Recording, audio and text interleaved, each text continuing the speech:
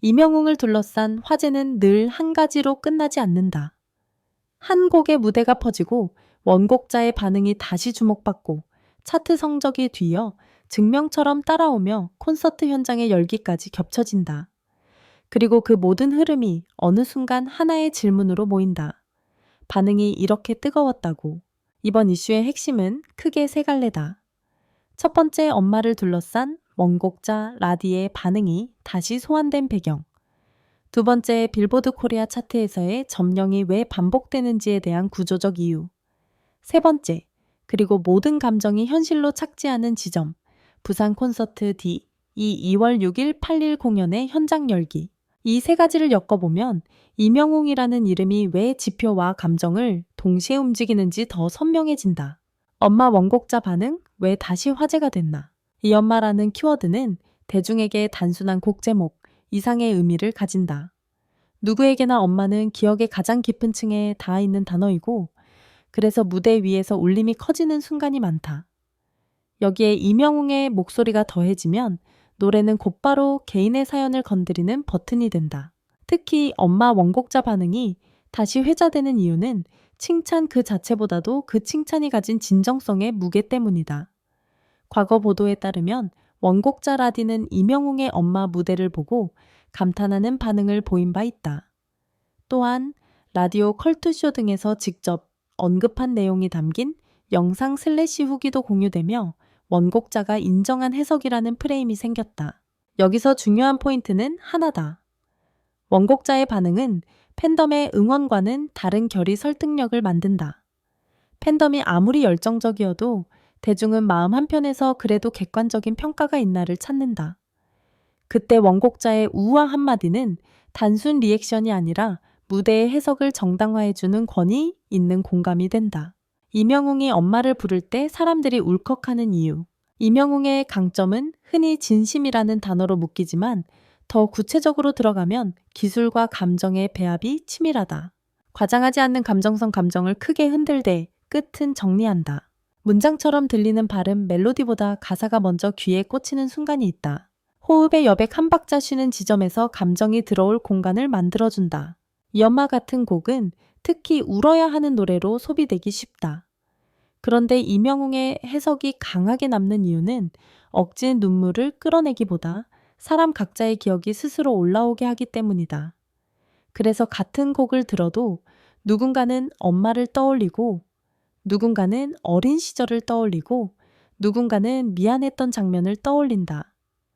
결국 감동의 주인공은 이명웅이 아니라 노래를 듣는 나가 된다. 이 구조가 반복 재생을 만든다. 빌보드 장악은 왜 가능한가? 한 곡이 아니라 층의 문제. 여기서 많은 사람들이 착각한다.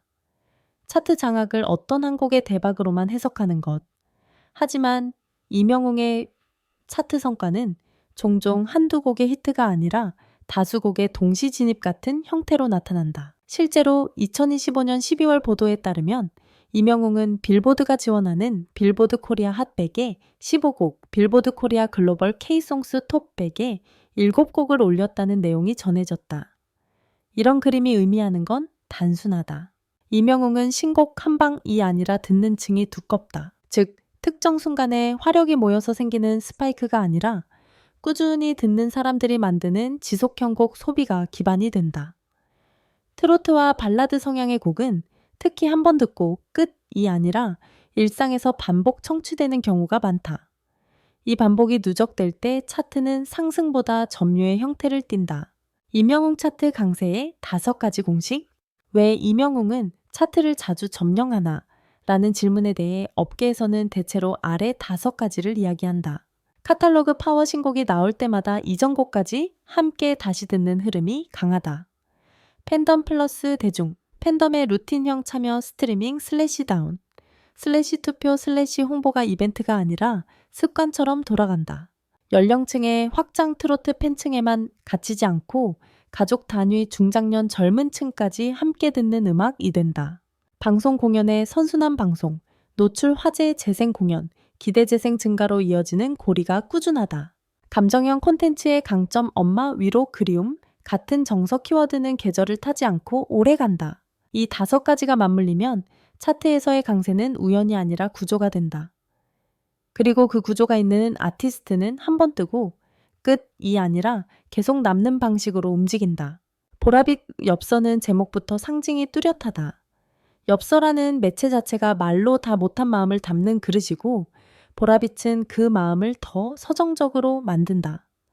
실제로 음원 사이트 정보에 따르면 보라빛 엽서에서 임영웅이 보컬로 참여한 크레딧과 가사가 안내돼 있다. 이 곡을 두고 팬들이 자주 말하는 감상 포인트는 편지처럼 부른다는 것이다. 임영웅의 장점인 문장형 발음과 호흡의 여백이 엽서라는 상징과 결이 맞는다. 그리고 이 결이 엄마 같은 정서형 무대와도 자연스럽게 이어진다. 엄마에게는 사실 편지 한 장처럼 미안해, 고마워를 보내고 싶은 마음이 쌓여 있으니까.